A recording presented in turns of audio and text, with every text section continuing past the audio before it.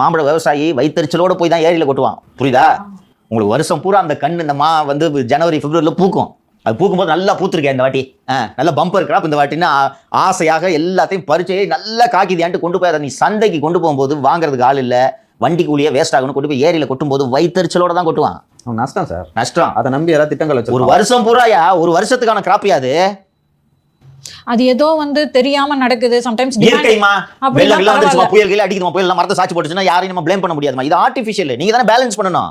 அதுக்கு தானே விவசாயத்துறைன்னு வச்சிருக்கீங்க. இன்னொன்று அக்ரிகல்ச்சர் டிபார்ட்மெண்ட்ல இந்த வருஷம் கிராப் எப்படி இருக்கு, நல்ல கிராப்பா, நல்ல ஈல்டா, என்ன ஈல்டு, அடுத்து என்ன பண்ணணும், அப்போ மார்க்கெட்டில் விலை விடக்கூடாது, நான் வாங்கிக்கிறேன். அந்த மாம்பழ கூழ் நிறுவனங்கள் எங்களிடம் வாங்க வேண்டும், குறைஞ்சபட்சம் இந்த வரைக்கும் தான் வாங்கணும். You can do something. So இது எல்லாமே அந்த பகுதியிலேயே பிரதிபலிக்கும். இதுவும் தெரியாது சிஎம்க்கு. நான் சொல்றேன், எம்ஆர்கே சொல்லிருக்க மாட்டாரு.